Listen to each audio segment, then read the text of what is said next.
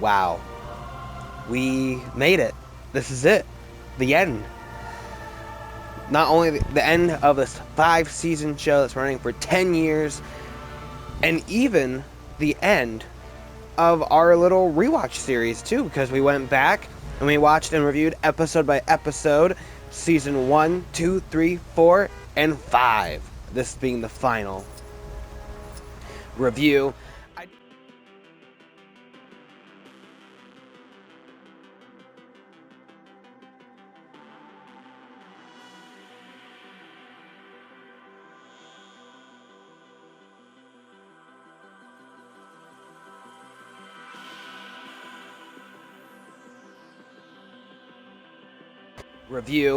I do kind of want to rank the seasons, hopefully in a separate video, but we'll see if that happens. And also, this video is coming way super late, even later than the last review, because although I did get to see this episode in theaters on New Year's Day, and I wasn't feeling the greatest, but I was feeling good enough that I could record it. I was like, yeah, I got this, I'm good.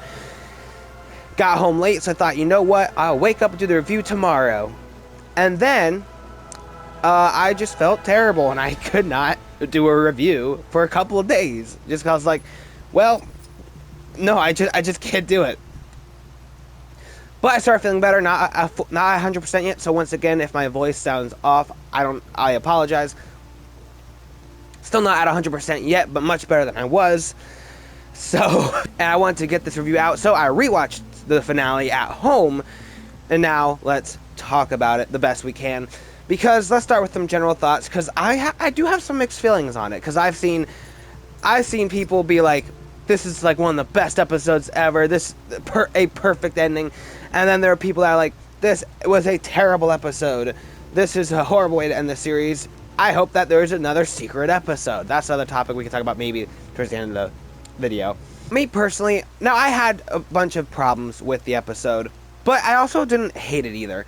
Like, I do understand why people might be disappointed by it, but I still really enjoyed it, and I will admit, watching it in theaters with a crowd made it so much better, to the point that I do feel kind of bad for those of you who didn't get to watch it in a theater and then watched it at home. I understand it might be harder because it wasn't in every theater, so like we had to make a very long trip to get to the theater to watch it.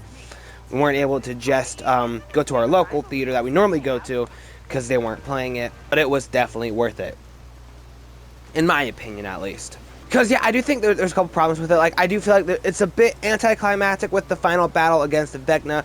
I think that battle could have been a bit longer, and it feels like he was defeated almost too easily. Like, that fight happened really quickly, and everybody made it out completely unscathed. Another thing that we'll talk about later. So yeah, I think it could have been a bit longer and feel a bit more high stakes than it ended up feeling. And maybe they did spend a bit too much time with the wrap-up at the end, but for the most part, I did enjoy it. I think it could have been much better, but it was satisfying enough that I enjoyed it. But now let's just dive into the episode, that way we can get specific with some things, assuming I remembered everything, because there's still a lot going on in this episode. Even though I do feel like they probably either should have done one of two things. One, have this be almost like 2 different episodes, so like maybe have 9 episodes and have a good chunk of it being like the setup to the battle, and then have the second episode be the battle against Vecna, and then the wrap up. Or make this episode longer, because really the final episode of season 4 was 2.5 hours, 2 hours 30 minutes. This one probably also could have been 2 hours 30 minutes, but it wasn't. But yeah, so pretty much let's now dive into it and assume I remember everything. So with that, let's dive into episode 8, The Right Side Up.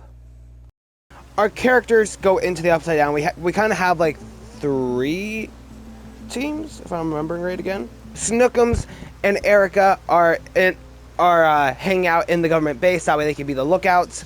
We get this fun exchange between the two, where Erica's like, how does it feel being a part of the state of the world? And he's like, well, we should, and she swears, and he's like, well, yo, Erica language, and she's like, this ain't class, this is world-ending events, it kind of demands swearing. And then And then Mr. Clark responds with swearing. It was kind of funny.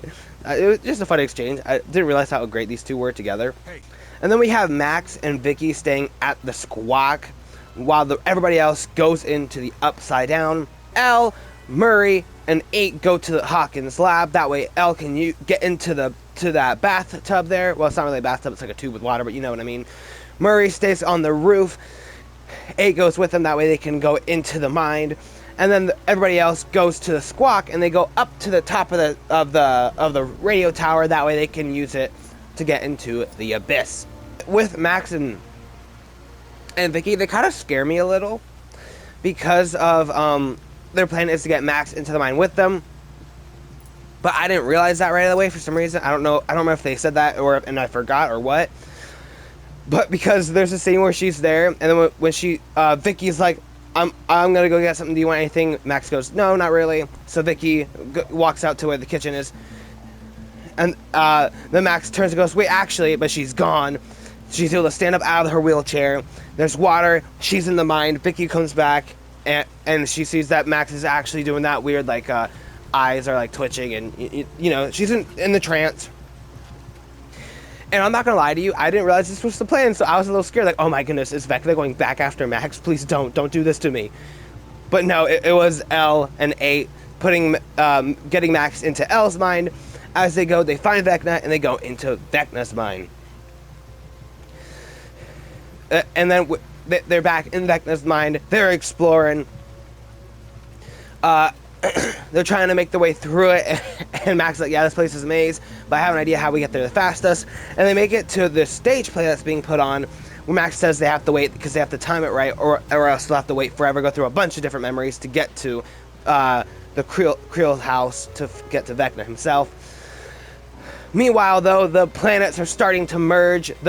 The abyss is coming down onto the Upside Down, and then our team Squawk, I guess, I don't know what to call them, Team Squawk realizes, oh no, it's not lining up. The antenna's gonna miss the portal, and they're gonna crash, bringing this entire tower and everybody on it down. Dustin radios to Hopper, being like, yo, you guys gotta hurry this up, or else we are all gonna die. Hopper gives Elle the signaling to her that the abyss is coming down. Elle's like, we have to hurry this up. Max is like, we have to wait. The curtains close, and Max is like, now. They run through it, and they're there in the Creel house. But at Team Squawk, the abyss hits the top of the antenna. It causes it to break and crack and start falling over. We get probably the most heart-stopping moment in the entire season, where Steve starts tumbling and he falls over the tower but grabs onto the ledge. And this scene had my theater going absolutely nuts, where everybody was like screaming and gasping, like, oh no, he's holding on for dear life as his hands start slipping and slipping, and then he lets it go. He starts to fall. Hard cut to black, and my theater just went absolutely nuts. They literally full on screamed, and they yelled, no! And they yelled, Steve! It was the greatest, and it felt like forever that we were looking at that black screen. It wasn't that long, actually, but because of that anticipation, my heart was pounding. And then we cut back, Steve's okay, and he was caught. And when it pans up, Jonathan is the one who caught him, and Jonathan pulls him back onto the tower, bringing a big applause and relief to my theater.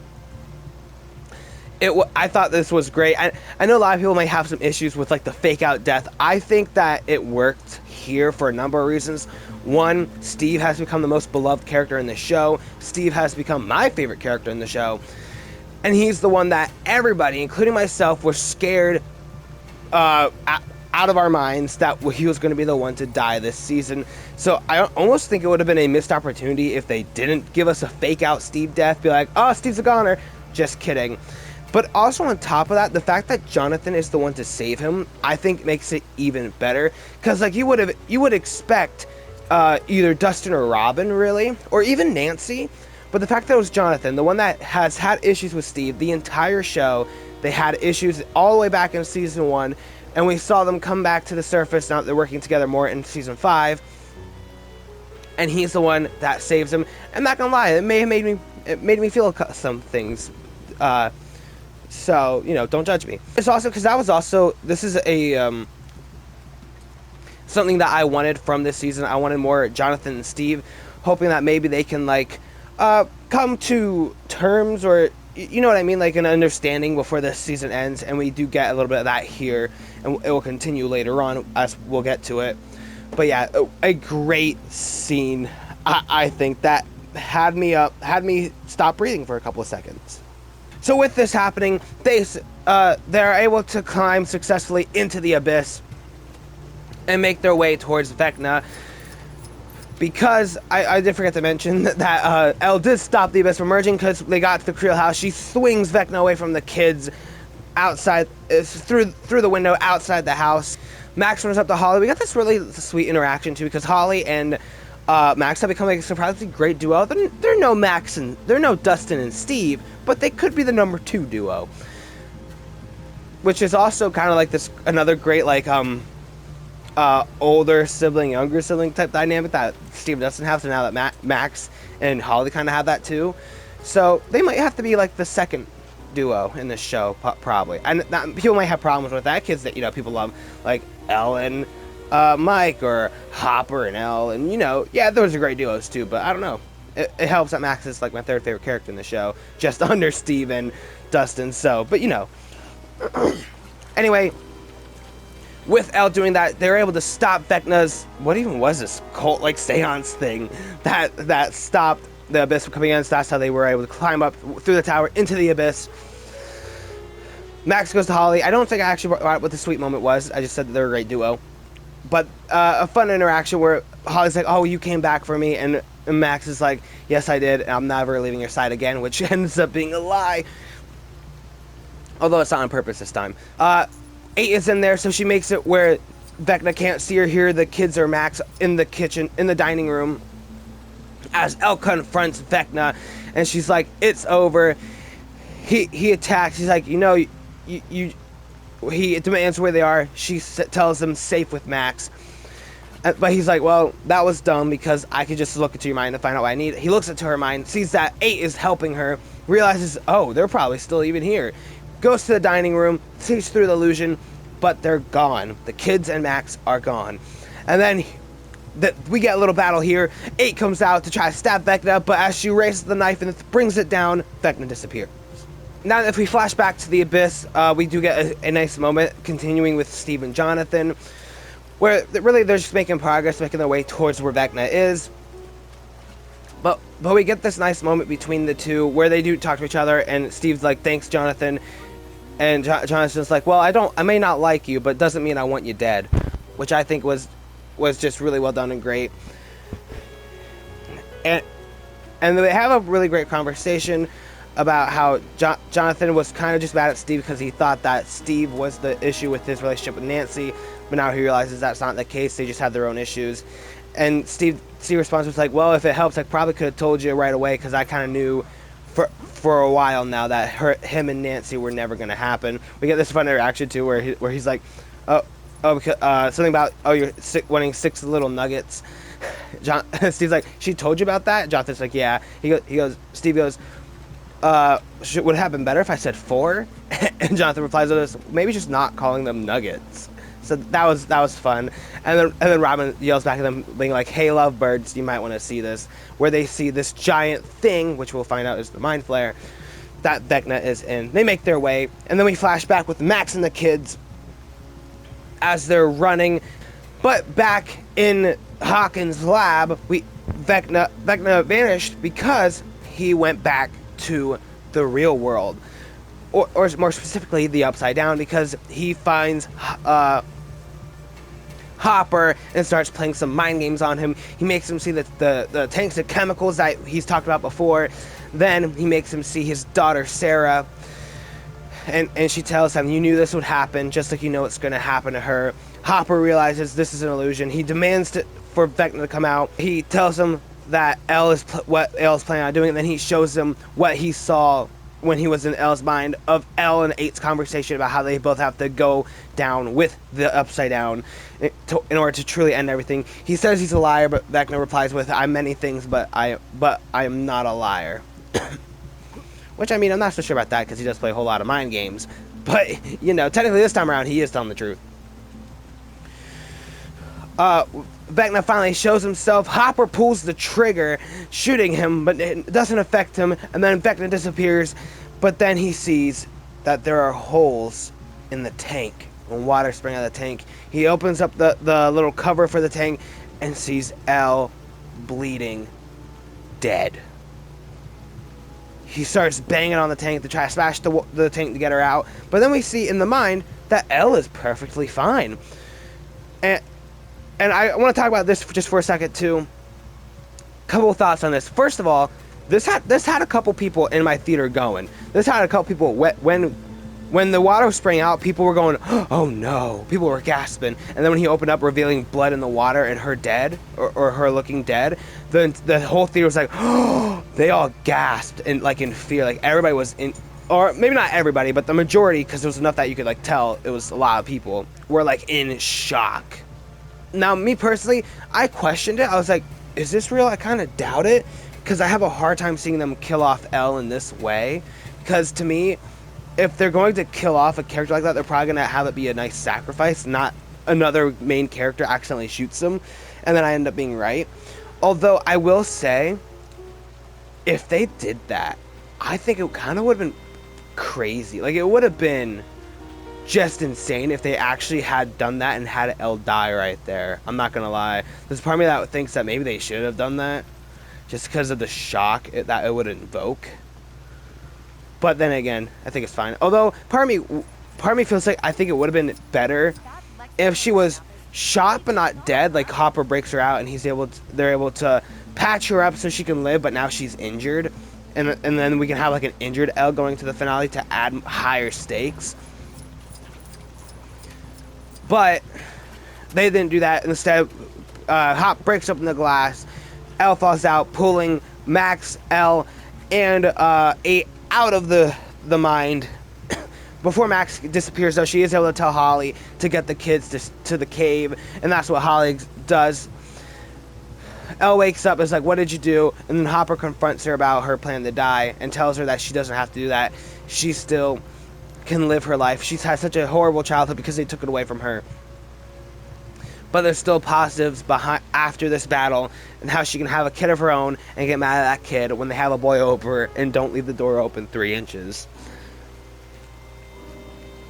And then they continue back in the mind. The kids make it to the cave, but Vecna catches up with them. He catches Holly's ankle, starts trying to drag her back to him, but Derek grabs Holly's hands and pulls her into the cave. He then proceeds to flip off Vecna and tells him what he can suck, which was just another great moment that got the theater clapping. Like when he flips him off and tells him what to suck, everybody at that theater started clapping and cheering. It was like, yes, you go, Derek. Tell this super powerful evil creature that could probably easily kill you if he wanted you dead.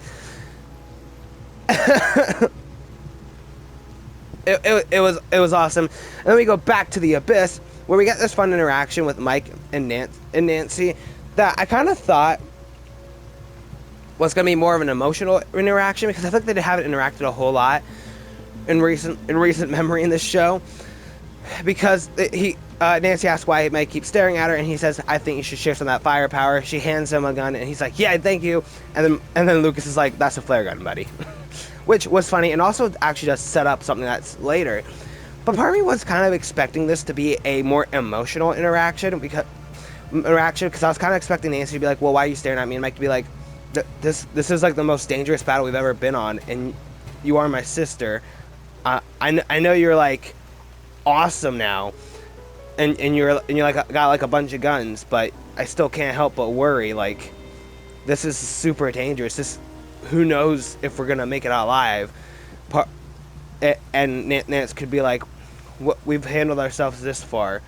I think we got this, or something along those lines. Not exactly like that, but just because these two are brother sister, and they haven't done a whole lot of interacting prior to this season. Because, you know, even though Nancy is the older one, there's still a bit of that. Still, you're obviously gonna have a bit of that protectiveness, being the brother, and also just being family and loving each other, you're gonna be like, this is dangerous, I don't want anything bad to happen. But they decided to go with the more comedic route, which I didn't mind. I just wasn't expecting that, if that makes sense. It was because it was still a really enjoyable interaction. Alright, so a couple of things. I almost forgot about the government's involvement in this finale. Because in the Rightside Up, the government people find Max and Vicky, and they capture them. And then another group of the government finds Hopper and them, attacks, uses the sonar devices. Elle gets away, but they're able to capture both 8 and Hopper. The guard says he's going to shoot 8 if he doesn't tell her where 11 is. 8 gives Hopper a look, shakes her head no, and Hop's like, I have no idea what you're talking about. He goes to pull the trigger, but freeze. It's okay, because meanwhile, up on the roof of the of the lab, Murray comes up with a plan. He grabs a bunch of grenades of dynamite and throws out the helicopter, which has the sonar devices, blows it up, which was awesome. The guy does pull the trigger, but the blast knocks him back, and it takes out the sonar devices. Elle shows up, snacks everybody's neck. The guard that shot 8 pulls the gun to her. She stops him, makes him turn the gun on himself and pull the trigger, which also got a reaction from the audience being like, yeah, and clapping and cheering. It was kind of awesome. But then we get the emotional moment where 8 has been shot in the gut. They have this emotional interaction. 8 tells Elle that her story was always going to end here, but hers doesn't have to, and she's gone. This is a thing where, to me, I feel like this was trying to be emotional, but to me, I didn't really feel anything with her death. Probably because I didn't really care all that much about her character, and I didn't even trust her for this entire season. It's just like, I don't know if I trust you. Because I honestly thought that she was probably going to end up ruining the plan somehow, but she didn't, so, you know. But yeah, I just feel like I didn't feel anything. I know some people felt something. They're like, oh, that was sad, but I didn't really feel much with her death. So I kind of saw it coming too a little bit, just because, you know,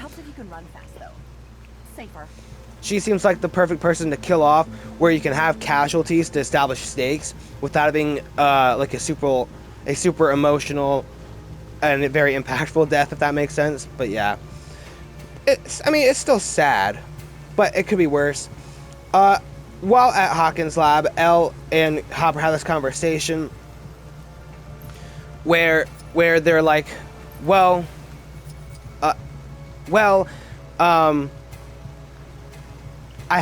no longer, you became my dad, and you found me, you raised me, but I'm not a kid anymore, and I have to make my own decisions.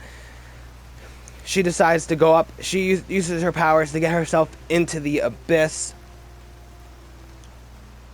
Meanwhile, in the mine, Vecna finally works with the courage. He goes into the cave after the kids, but he does bring himself some pain. Holly realizes and leads the kids to the little tunnel that her and Max were in earlier, through the tunnel, past that memory, and where the rocks are, and through the portal there that they found earlier. Vecna follows them into the tunnel, where he comes in contact with this memory. Will taps into the hive mind at this point too. And we see that after what we saw earlier with that soldier shooting him in the hand, him going and pounding him in the head with a rock, and then opening up a case, we now see what's in the case. It's some sort of rock, but when he touches it, something comes out of it and goes into him. It apparently was connected to the mind flare, where Henry became a vessel for the mind flare. The guy who had the suitcase tells him, don't give in to it, don't let it control you. Henry holds out his hand.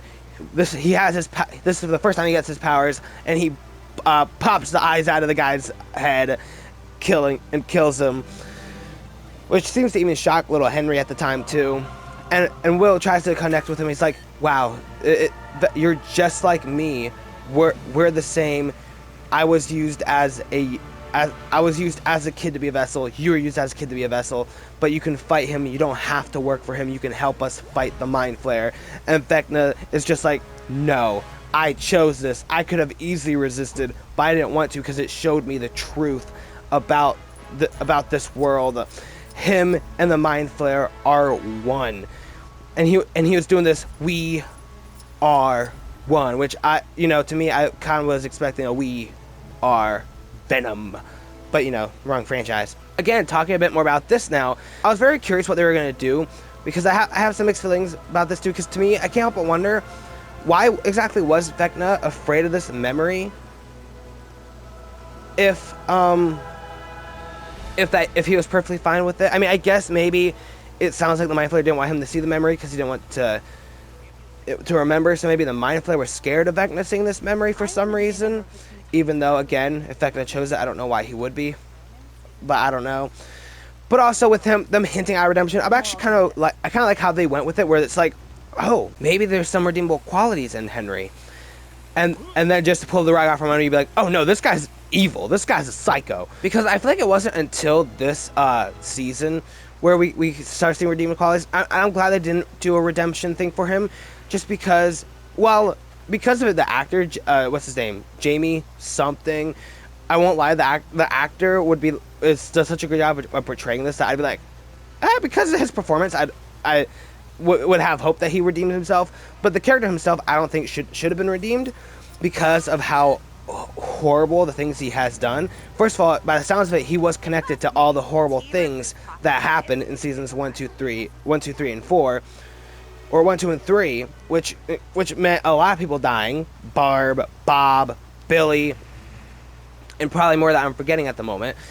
But also, he did just some horrible things in season 4. He killed 4 innocent people in the most brutal ways possible, by breaking their arms, legs, jaws, and popping their eyes out of their head.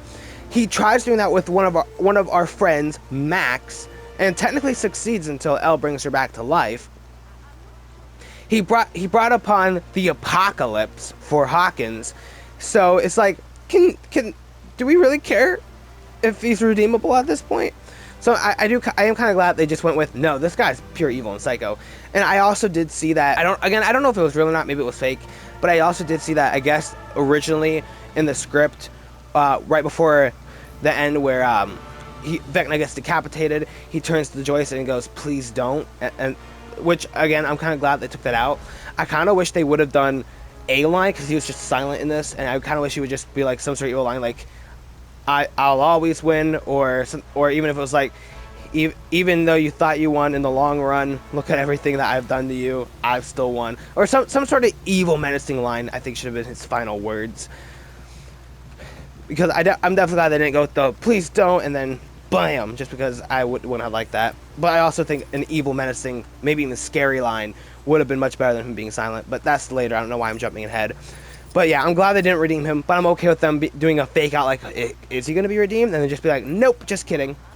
Also, I almost forgot to mention, Holly also gets over her thing, because, like, earlier in the season, she was saying how she kind of felt bad because the 2 times people that she loved was faced with danger, that her parents with the Demogorgon and Max with Vecna earlier, she was too scared and hesitant to do anything, so she just stands there. And then I forgot to mention, because while they're in the tunnel, she holds off Vecna a while, because she grabs onto that a fire poker that she left there last time she was there and beats him with it. Now, she does lose this fight because, Vecna is Vecna and is powerful, and he knocks her out. But that's when he also gets into the memory here. So I forgot to mention that, because I thought that was a great little arc for Holly. And I also realized I'm going a bit out of order, but that's okay. Because we also get revealed here that thing that Vecna is in is actually the Mind Flayer. And this is where we get our final battle. First of all, I love the fact that we brought back the Mind Flayer and we're seeing its true form. Because the Mind Flayer, what we first learned about in season 2, it was where it controlled Will, and we saw a shadow version of it in Will's, what were they again? They called them now memories, but they were like visions, dreams, I don't know.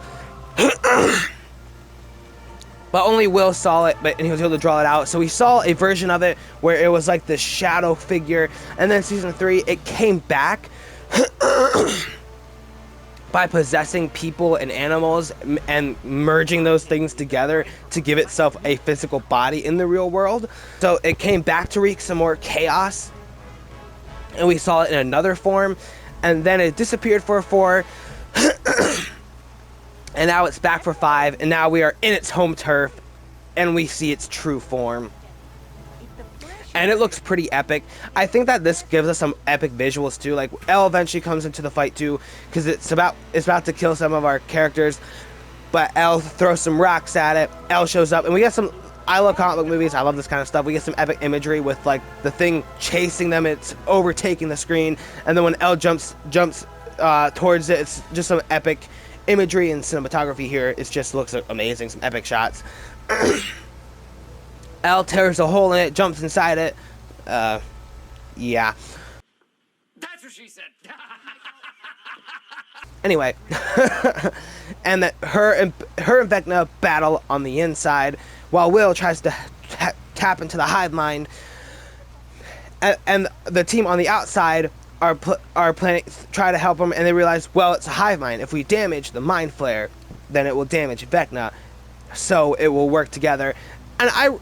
And they do this. They make a plan to go towards the cliffs out where they get the upper ground, but they need bait. Nancy volunteers herself. She shoots at it, runs up, and then we have our Nancy on the floor shooting at it. We have everybody else except for 2 that we'll get to at the top throwing I forget what they're called, the bottles with fire on it. We get this epic thing where Lucas sprays a bunch of like gasoline onto it, and then Mike uses that flare gun introduced earlier to light it on fire. And then on the ground, Steve and Dustin run up to it with their spears underneath it, and Dustin yells, "This is for Eddie." And then Steve goes for Eddie, and then they stab. I'm not gonna lie, I may have felt something there too. And they each stab at it from the bottom. As Elle fights Vecna on the inside. Elle's about to impale Vecna on a spike that's in there, but then Vecna fights back, is about to get Elle, but Will taps to the high mind in this epic scene too, where he's frozen. It goes like through his eye and comes out, and it zooms out on Will's eye, now white because of him using his powers. With epic music playing, he snaps his arm, and Elle successfully impales him on the tooth. Hitler comes crashing down, defeated. And then the kids reunite inside the mind flare. And we'll get to that next part after I give my thoughts on this final battle, because there is some epicness here.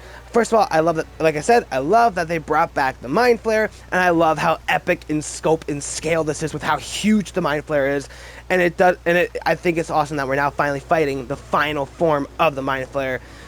However, I think that this final fight is way too short and almost lacks stakes. Now we can talk about character. First of all, everybody survives this final battle, which I want to talk about a little bit more later because I want to talk about character death. But everybody survives this final battle, and they defeat Vecna and the mind flare very quickly, it feels. I think that the battle should have been longer. Just because to me it felt like it took them forever to defeat the mind flare in season 3. It took a lot of planning, and in a way they kind of did lose in season 4 to Vecna. So I almost feel like they should have been much more, and it should have been like a much harder fight. It kind of felt like Vecna was weaker than he was in the previous season. Same with the mind flare. So I think the battle should have went a bit longer. This is where I think that either it should have been 2 episodes or this episode should have been a bit longer. But we do get an epic thing here where they run in there, they rescue the kids, they pull them out. When Derek wakes up, because everybody's waking up, each kid, Derek looks at Steve, and Steve is like, "You're okay now," and Derek hugs Steve, and Derek comforts him like, "Yeah, you're good, you're safe now." But then we see that Vecna is still alive. Here, I thought something was going to happen, like Vecna was going to get a last minute, like kill someone, and then be killed or something. But no, he's just kind of standing there. He stares over. Joyce walks up to him. We get this epic moment. She pulls out the axe that she actually had in season 1, and she tells him, "You effed with the wrong family."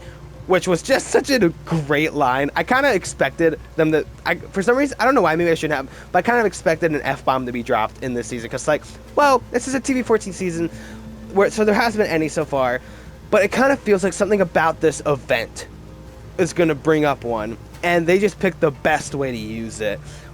And it got the crowd in my theater cheering when she told Vecna that. She brings up the axe and she starts pounding away at his neck as it flashes to all the things that Vecna has caused. Will disappearing, the pain that brought, the death of Bob, the death of Barb, the death of Eddie, and all these other people that we lost due to Vecna and the Upside Down, and all the pain that they suffered through. Will suffering because of him being possessed by the Mind Flayer. All this horrible stuff may or may not have brought some tears to my eyes when this happened.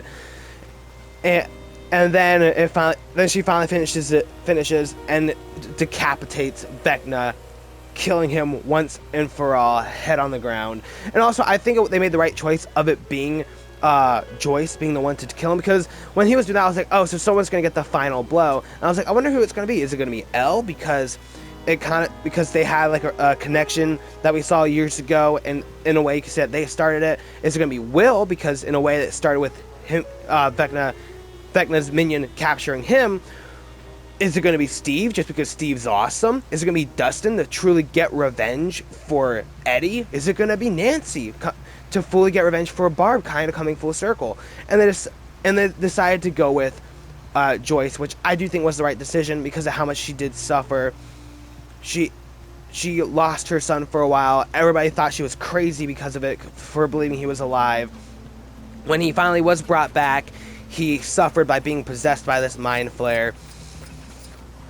Her what was going to be her husband was killed because of it, and she had suffered a lot. So I think it does kind of come full circle, her getting revenge for her son. So I think they picked the right person to be the one to kill off Vecna once and for all.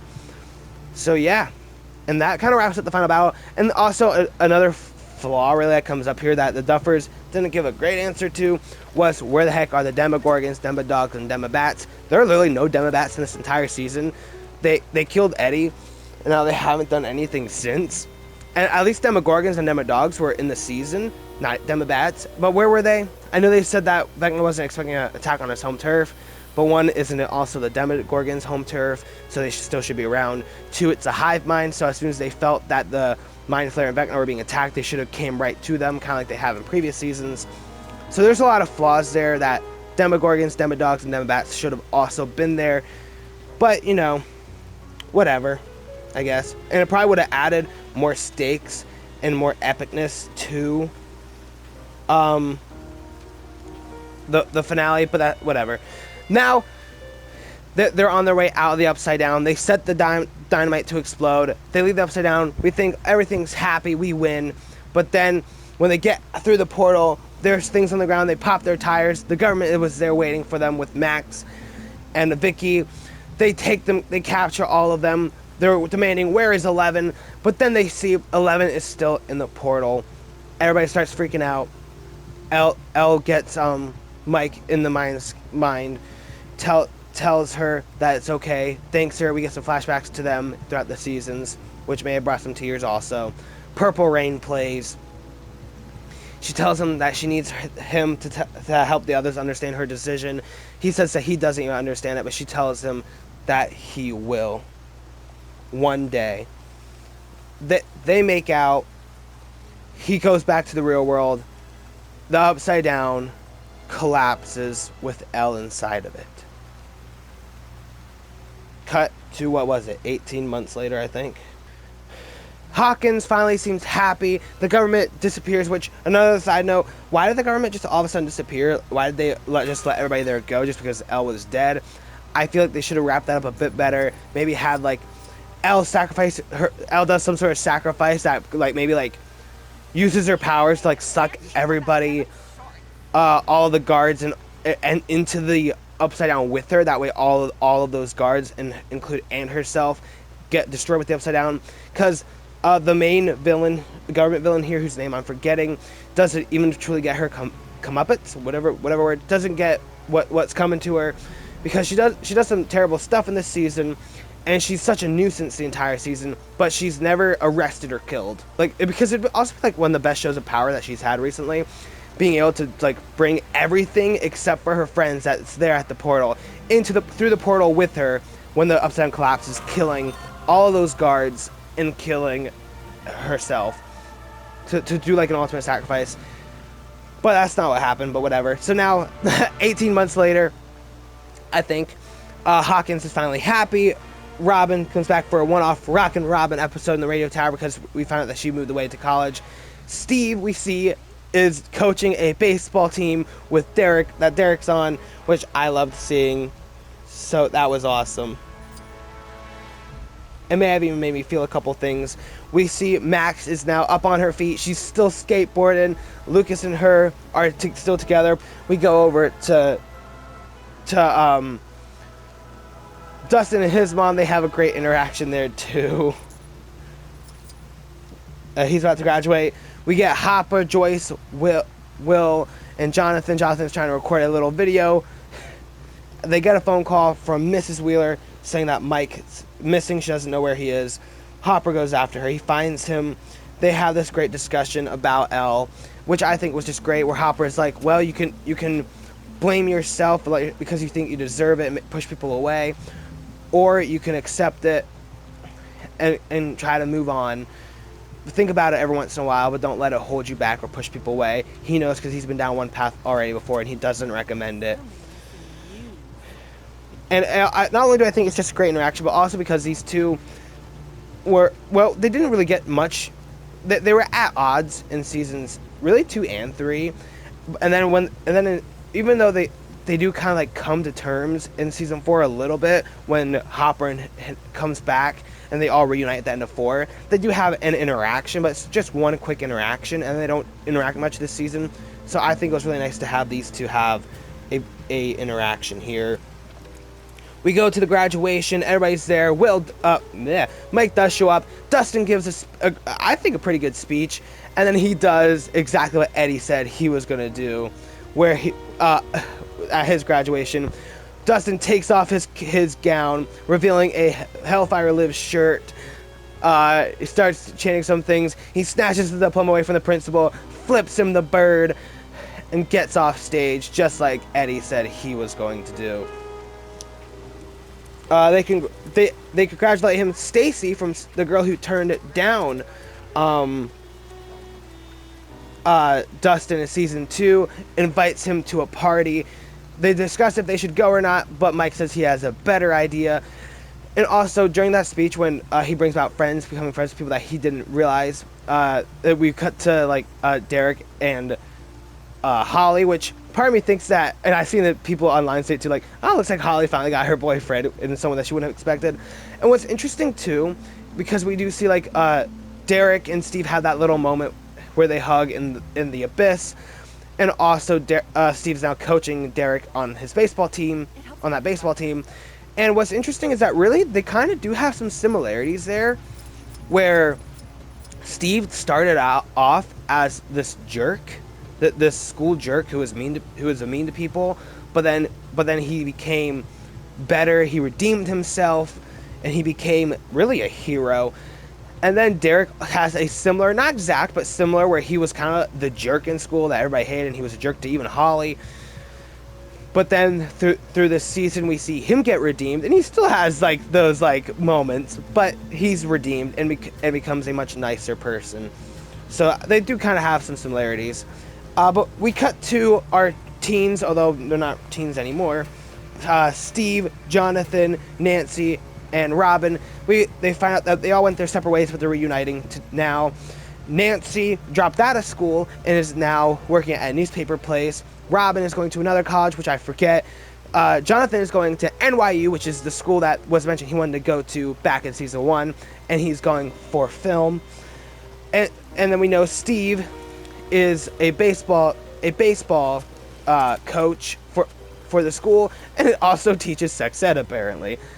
So they discuss how they don't really miss Hawkins, but they do miss each other. And Steve says, well, let's do something about it. Let's meet up every month. they say that they will, and then I see everybody on the internet saying that what's probably true is that they most likely aren't. Which is kind of sad, but I mean, not necessarily wrong. And then we cut to another scene that was, to me, the only ending scene that we probably didn't need, because I feel like Hopper and Joyce would have already been married by now, but I guess not. So pretty much we get the scene, they're at Enzo's, which is nice to finally see their dad at Enzo's, but because of it being a while later, it seems like they probably have had a couple dates at Enzo's now. But Hopper pops the question, will you marry me? And Joyce says yes. And then we get the best scene in the entire season, a perfect ending scene to the show, where we get, it completely mirrors at first the opening of season 1, where we start on the sprinkler, just like the season 1 episode 1, and then we cut to inside Mike's basement, where our original party and Lucas, Mike, Dustin, and Will are playing D&D, and now with Max also, which is also kind of nice, because if you remember, in Season 4, Dustin tried to get Max to play D&D because they needed someone extra for their final campaign, and Max refused. So there's also something kind of nice seeing Max being a part of it now, just because she was like so against it at first. And they're playing their campaign, and they lose. They find out that there's no way for them to defeat them. They can't use magic. Hitting him with the staff would do almost nothing. Max kind of gets up. Max almost like rage quits, say how the game is stupid. Will actually agrees, which is hilarious because he's the one who like desperately won the plate in season 3. Starts swearing, getting upset, walks away from the table. They accept defeat. Will goes to roll, and then Dustin stops him and remembers they can summon the mage. So they do that. They summon the mage. Nothing happens. Or does it? The mage appears and kills the vampire that they're fighting against. They win. They all celebrate. Dustin flips off the vampire. It's just the vampire figure. It's just so funny. They all celebrate, and the Max is like, wait, that's it? That's the end? I thought you were supposed to be like some sort of like master storyteller. And then Max continues to tell stories about each character, which is awesome, because in season 2 they tell us which type of character everybody is. For some reason, I can only remember Max and L's, because L was the mage, and Max was the zoomer, although there's no such thing as a zoomer, and then Max is like, yeah, there can be. I don't know. I don't play D&D. I don't know any of those things, although this show makes me kind of interested. But he reveals that Lucas and Max fall deeply in love. They pretty much live happily. They live happily ever after. They retire together. They retire from battle together. We even see they flash to their movie date that was promised in season 4, which, whew, here come the feelings. Then we go to Dustin, who is focused on his studies. He gets smarter and smarter, works on school, but every once in a while, when he can, goes on the adventure with his friends. And we cut to a scene where he's in college studying, but then oh man, I'm not gonna lie, this scene makes me feel things it shouldn't. I don't know why this one hits me the hardest part, because I love these two characters. He still makes time occasionally to go on adventures, because when he has breaks, he goes out, he walks out of the library, and we see Steve there with a truck and a camper, and they hug. I'm sorry, man. It's possible that when I first saw this in the theater too, it may have brought the most amount of tears that any of these endings actually did, just because of how much I love these two characters. And also it kind of calls back to season 4 too, because Steve, when he mentions about wanting his 6 little nuggets, he mentioned about wanting to have like a camper or RV or van or whatever to take his little nuggets on adventures with. And he's getting to do that with Dustin. Now they can't do it constantly because Dustin is still dedicated to his studies, but whenever he has like breaks, like spring break, winter break, summer break, they go on an adventure together. And I won't lie to you, that hit me the hardest in the feels for some reason. It probably shouldn't have, because it's just like, you know, but it does. It just hits so hard that knowing that even in the future, now they're grown up and they have like their own separate things that they're coming together to go on adventures. Even more so than the rest of them, which is awesome. But yeah, anyway, I just love that so much, and it brought me so much tears. They ask, he brings up Will the Wise. And he brings up that he finally accepts himself and he makes more friends. And we cut to him at a bar where he seems to have finally found someone. That's not Mike, but he still found someone. They ask, what about the storyteller? And the storyteller says he continues to tell stories. Alright, I had to cut that what I was saying short because it had to end due to length. I don't know how that happened. Anyway. He says that he continues to tell stories where we see him writing. I'm not gonna lie, I was kind of expecting him to write, and it would end up being a book called Stranger Things, but it didn't. But yeah, he said, but he cannot tell the one story of Elle, where he gives us what could have happened to Elle and how she could have faked her death, because how could she have used her powers if the sonar devices were on? What if 8, not fully dead yet, uses her last breath, unless maybe she faked her death also, to keep the real Elle invisible as she runs off and shows a fake Elle in the portal. That way everybody thinks that she's dead, but maybe she's truly alive. And then it does show maybe she escaped. She's asked where could she be, and he says probably somewhere with 3 waterfalls, and we see a flash of Elle at a place with 3 waterfalls, living happily ever after, alone because she cannot be anywhere near Hawkins. She can't be anywhere near with her friends because that would put everybody, including herself, in danger. But maybe she is living somewhere happily and finally at peace. But they ask him, well, how do we know this is real and not just a theory? Mike says, we don't. But I choose to believe. They all agree that they choose to believe. Leaving it up to interpretation. Is Elle dead or is she alive? That's up to you. And then things get extra emotional. They finish their campaign. Tears may or may not be running as they each one by one put their book with their name on it, on the shelf, and go upstairs. It's just so many, because it's not only a goodbye to D&D, it's a goodbye to their childhood. It's a goodbye to the show, and it hits very hard. It's so well done. And then as Mike, being the last one, starts heading upstairs, a group of kids, Holly, Derek, and some other kids rush downstairs. They go to the table, then they start their campaign of D&D. Mike watches as they get started. There's 5 of them, kind of like how there was 5 in their final party. He stares.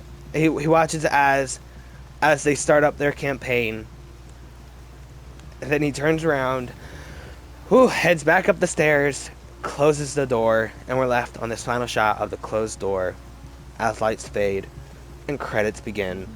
And they do that classic ending thing with credits where we see images of the show that we've seen so far, and when it ends, there's a little image of like Stranger Things, the fantasy campaign, which I'm not gonna lie, worried me a bit. I was like, oh no, are they gonna do like a mid-credit scene or everything that it was just a campaign, because that'd be horrible. They don't.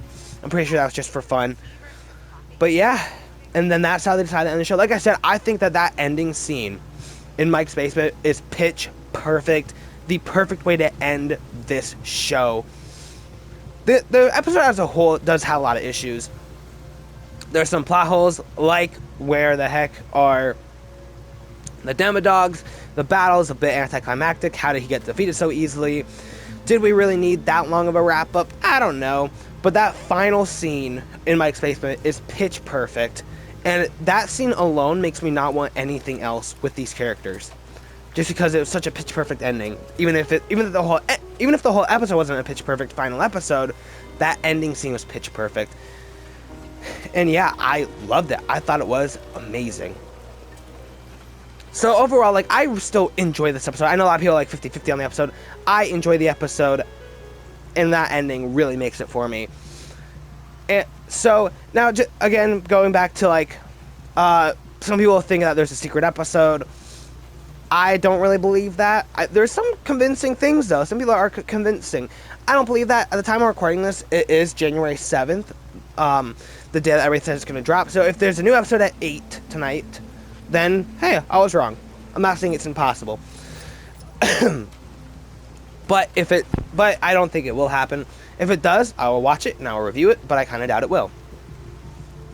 A couple quick thoughts on that. I just want to try to quickly get through this.